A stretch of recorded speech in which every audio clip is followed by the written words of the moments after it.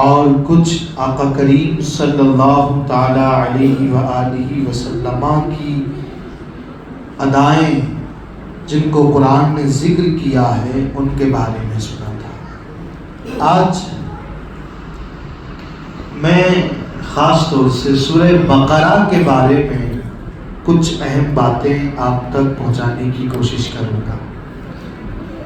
ایک بار اور درود پاک پڑھیں۔ اللہم صلی علی سیدنا و شفیعنا و حبیبنا و کریمنا و مولانا محمد و بارک وسلم صلاۃ و سلام علیک یا رسول اللہ صلی اللہ تعالی علیہ وسلم۔ سورہ بقرہ قرآن کریم کی سب سے بڑی سورت ہے۔ اس میں اپروکس 286 آیتیں ہیں۔ قرآن کریم کی بعض سورتیں مکی کہلاتی ہیں اور بعض سورتیں مدنی کہلاتی ہیں، جیسے کہ سورہ بقرہ۔ اب اس کی جو 286 آیتیں ہیں، اگر ہمیں یہ جاننا ہو کہ پورے قرآن میں کتنی سورتیں مکی ہیں اور کتنی سورتیں مدنی ہیں، تو اس کا آسان طریقہ علماء نے یہ بتایا کہ سورہ بقرہ کی ٹوٹل جو آیتیں ہیں ان کی تعداد کو یاد رکھیں۔ شروع کے جو ڈیجٹ ہیں 286 میں جو شروع کے ڈیجٹ ہوں گے وہ کتنے ہوں گے؟ 28۔ 286 286 یہ 286 ہوتا ہے نا، تو شروع کے جو ہم ڈیجٹس کو دیکھتے ہیں وہ بنتے ہیں 28۔ تو اس کا مطلب یہ ہوا کہ 28 سورتیں قرآن کریم کی وہ ہیں کہ جو مدنی ہیں۔ اور اگر ہم آخر کے ڈیجٹس دیکھتے ہیں تو بنیں گے 86۔ بھئی 286 286 ہوتا ہے نا، تو آخر کے ڈیجٹس کو دیکھیں گے تو 86 بنے گا، اور لہٰذا 86 سورتیں وہ ہیں جن کو مکی کہا جاتا ہے۔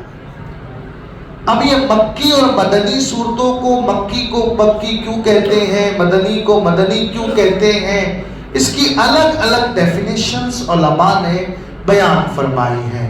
آسان آپ یہ سمجھ لیں کہ جو سورتیں مکہ مکرمہ میں نازل ہوئیں ان کو مکی کہا جاتا ہے، اور جو مدینہ منورہ میں نازل ہوئیں ان کو مدنی کہا جاتا ہے۔ اچھا، سورہ بقرہ کا جو نام ہے بقرہ، یہ کیوں رکھا گیا؟ اصل میں بقرۃن عربک لینگویج میں اس کا میننگ ہوتا ہے گائے۔ اس سورت کے اندر اللہ پاک نے اللہ کے ایک نیک بندے کی گائے کا تذکرہ فرمایا ہے، اس لیے بھی اس سورت کو سورہ بقرہ کہا جاتا ہے۔ اب اس سورہ بقرہ کی کیا فضیلت ہے یہ جان لیجئے۔ نبی کریم صلی اللہ علیہ وسلم نے ارشاد فرمایا، جو شخص رات کو سورہ بقرہ کی آخری 2 آیتیں پڑھ لے گا تو وہ ناگہانی مصیبتوں سے محفوظ ہو جائے گا۔ تو اب سورہ بقرہ پڑھنے کا معمول بنانا چاہیے۔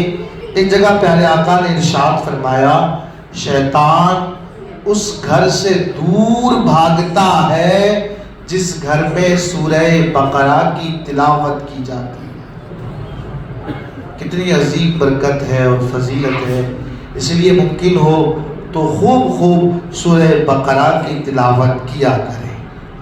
اب یہ جو جس بقرہ کے نام پر، گائے کے نام پر اس سورت کا نام پڑا، وہ قصہ مختصر میں آپ کو عرض کرتا ہوں۔ ہوا یوں کہ بنی اسرائیل میں، اچھا بنی اسرائیل اس کو بھی سمجھنا ضروری ہے کہ یہ اسرائیل کون ہے۔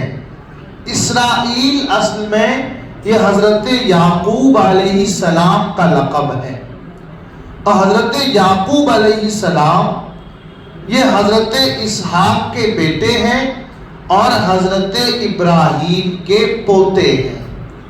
اسرائیل کا مطلب ہوتا ہے عبداللہ، یعنی اللہ کا بندہ۔ آج آپ نے دیکھا ہوگا ایک ملک کا نام بھی اسرائیل ہے، جس کو انگلش میں پروناؤنس کرتے ہیں اسرائیل کے نام سے۔ اصل میں یہ یہودیوں نے اپنے آپ کو، بلکہ قرآن کریم نے ہی یہودیوں کو بنی اسرائیل کہہ کر کے مخاطب فرمایا ہے۔ یہ بنی اسرائیل بڑی ظالم قوم گزری ہے، اس نے اللہ پاک کی بڑی نافرمانیاں کی ہیں، بلکہ اس نے ان کے درمیان جو نبی مبعوث کیے جاتے ان انبیاء کو بھی قتل کیا ہے اسرائیلیوں نے۔ تو آج یوں ہی یہ پوری دنیا میں دہشت مچا رہے ہیں۔ ان کے اسلاف، ان کے جو پرکھ ہیں، ان کو دیکھیں تو انہوں نے بھی بڑا اللہ پاک کی نافرمانیوں میں دنوں کو گزارا ہے، بلکہ اللہ نے ان پر بڑا انعام کیا۔ منا و سلوہ جو اللہ نے جس قوم پر اتارا تھا وہ یہی بنی اسرائیل یہودی۔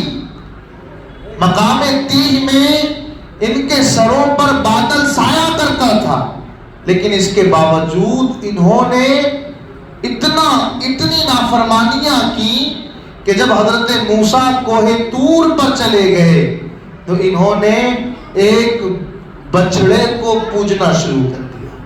تو بڑی ظالم اور نافرمان قوم ہے یہ یہودی۔ اب بنی اسرائیل میں ایک نیک بندہ تھا، اس کا ایک چھوٹا سا بچہ تھا، اس کے موت کا وقت قریب آ گیا۔ اس نے سوچا کہ میں تو مر جاؤں گا، میرے پاس ایک بچیا ہے، اب یہ میرا بیٹا اس بچیا کا وارث بنے گا، لیکن اس کی حفاظت کیسے ہو؟ تو اس نے ایک طریقہ یہ نکالا، جنگل میں گیا، اپنے بیٹے کو ساتھ لیا اور اس بچیا کو راستے میں جنگل میں چھوڑ دیا اور کہا کہ میں نے اس کو اللہ کی امان میں دے دیا ہے، جب میرا بیٹا بالغ ہو جائے اور اس کی حفاظت کا حقدار ہو جائے تو اللہ پاک یہ امانت اسے واپس عطا کر دے۔ یہ اس نے دعا کی۔ اب یہ بچیا تو گم ہو گئی، چلی گئی۔ تھوڑے دنوں کے بعد یہ لڑکا جوان ہو گیا اور یہ اس طرح جوانی گزارتا کہ رات کو اس نے 3 حصوں میں ڈیوائیڈ کیا ہوا تھا۔ ایک حصے میں اللہ کی عبادت کرتا، ایک حصے میں اپنے والدہ کی خدمت کرتا اور ایک حصے میں آرام کرتا۔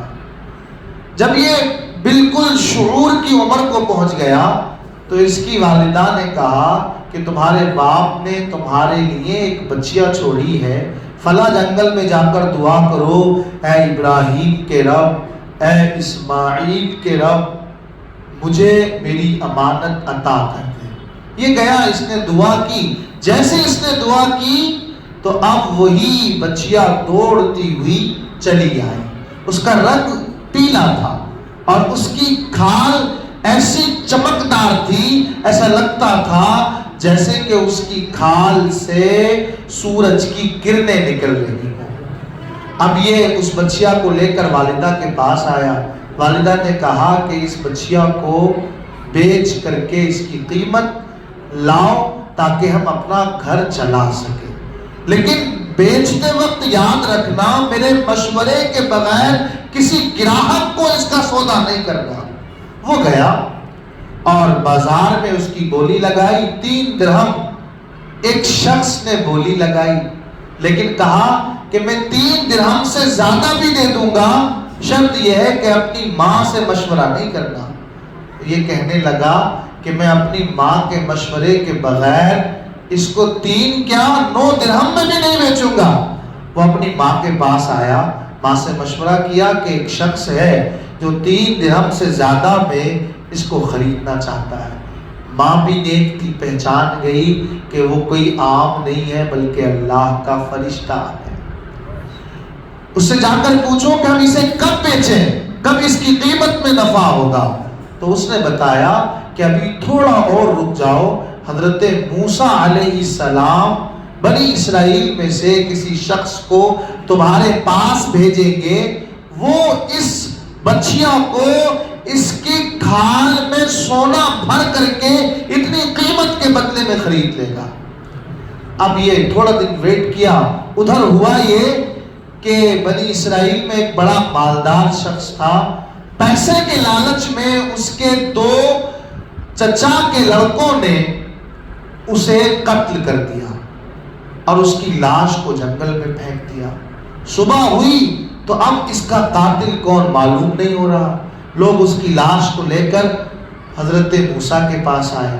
حضرت موسیٰ نے فرمایا کہ یہ خود جواب دے گا، لیکن اس کے لیے شرط یہ ہے کہ ایک بچیا ہے، اس کا گوشت جب اس کے بدن سے ٹچ کرو گے تو یہ مردہ خود کھڑا ہو کر جواب دے گا کہ مجھے کس نے قتل کیا ہے، میرا قاتل کون ہے۔ لیکن وہ بچیا اس طرح کی ہونی چاہیے۔ یہ سمجھ گئے، یہ بازار میں پہنچے تو وہی نوجوان اپنی بچیا لیے کھڑا تھا۔ حضرت موسیٰ نے جو چیزیں بتائی تھی فوراً دیکھتے ہی پہچان لیا کہ یہی بچیا ہماری منزل ہے۔ اب انہوں نے خرید لیا۔ خریدنے کے بعد، اور خریدا کیسے؟ خریدا ایسے کہ جتنی اس کی کھال میں سونا آ سکتا ہے اتنا سونا ہم تمہیں دے دیں گے، تم یہ بچیاں ہمیں دے دیں۔ وہ لے آئے، اس کو ذبح کیا، اس کی دم کے گوشت کو اس مقتول کے بدن سے جیسے ہی ٹچ کیا وہ فوراً کھڑا ہو گیا اور کہنے لگا میرا قاتل وہ 2 لڑکے ہیں، اور یہ کہہ کر کے وہ مر گیا۔ مسئلہ یہاں سولو ہو گیا۔ لیکن اس واقعے سے ہمیں چند چیزیں سمجھ آ گئی۔ پہلی چیز تو یہ سمجھ آئی کہ جب ایک جاندار جانور کے گوشت کے ٹکڑے میں اللہ نے یہ تاثیر رکھی ہے کہ مردہ زندہ ہو کر گواہی دے سکتا ہے، تو مدینے والے مصطفیٰ کے ہاتھوں میں تاثیر کتنی ہوگی۔ اس تاثیر کا ہم اور آپ اندازہ نہیں لگا سکتے۔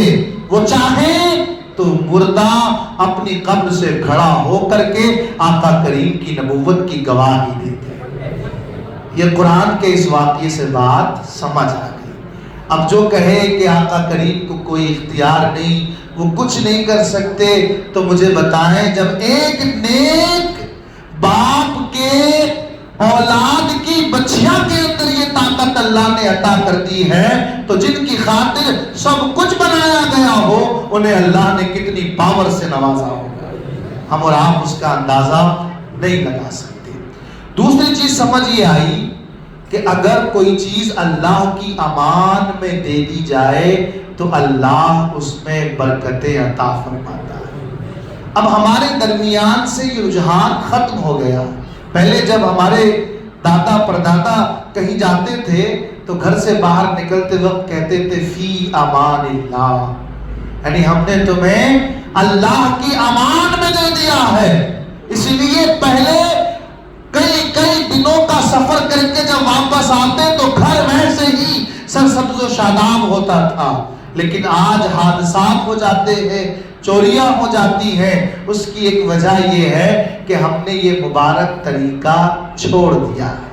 اس لیے آج سے یہ نیت کریں کہ جب بھی گھر سے باہر آئیں گے اپنی بیوی بچوں کو، اپنے مال کو اللہ کی امان میں دے کر کے آئیں گے، اور جو اللہ کے امان میں پہنچ جائے، خدا کی قسم آسمان اور زمین ادھر سے ادھر ہو سکتے ہیں لیکن اللہ کی امانت کو کوئی نقصان نہیں پہنچا سکتا۔ اور دوسری چیز بڑی اہم، اس بچیا کا جو کلر تھا وہ پیلا، یلو تھا۔ قرآن کریم میں فرمایا گیا تسر الناظرین، دیکھنے والوں کو بھلا معلوم ہوتا۔ حضرت علی نے اس آیت سے ایک بڑا اہم مسئلہ اخذ کیا۔ آپ فرماتے ہیں کہ پیلا کلر یہ اگر پاؤں میں استعمال کیا جائے تو اس سے غم کم ہو جاتے ہیں، تکلیفیں کم ہو جاتی ہیں، دنیا کے غم آسان ہو جاتے ہیں۔ تو آپ جب بھی کراکس خریدیں پہننے کے لیے گھر میں، یا ویسے ہی کراکس سلیپرز آپ خریدیں تو پیلا کلر اگر خرید لیں گے تو اس کا فائدہ یہ ہوگا کہ مولائے کائنات فرماتے ہیں کہ اس سے غم دور ہو جاتے ہیں۔ تو اس لیے کوشش کریں کہ اس پر بھی عمل کریں۔ فائنل بات یہ سمجھ میں آئی کہ وہ بندہ اللہ کا نیک بندہ تھا، والدہ کی خدمت کرتا تھا، اس کا صلہ یہ ملا کہ کہاں وہ گائے 3 دینار کی تھی لیکن اسے اتنا سونا ملا کہ جتنا سونا اس گائے کی کھال میں آ سکتا ہو۔ یہ کیوں ہے؟ علماء نے لکھا اس کا ایک سبب یہ ہے کہ اپنی ماں کی خدمت کیا کرتا تھا۔ تو ماں کی خدمت کرو گے، اللہ تھوڑی سی روزی میں بھی بہت برکتیں عطا فرما دے گا۔ آقا کریم نے فرمایا رضا الرب فی رضا الوالدین، اللہ کی رضا ماں باپ کی رضا میں ہے۔ وسخط الرب فی سخط الوالدین، اور جس کے ماں باپ ناراض ہیں اس کا اللہ بھی اس سے ناراض ہے۔ اس لیے والدین کو بھی راضی کریں۔ رب تبارک و تعالیٰ سے دعا ہے اللہ پاک ہم سب کو قرآن سمجھنے کی توفیق عطا فرمائے۔ درود پاک پڑھیں، اللہم صلی علی سیدنا و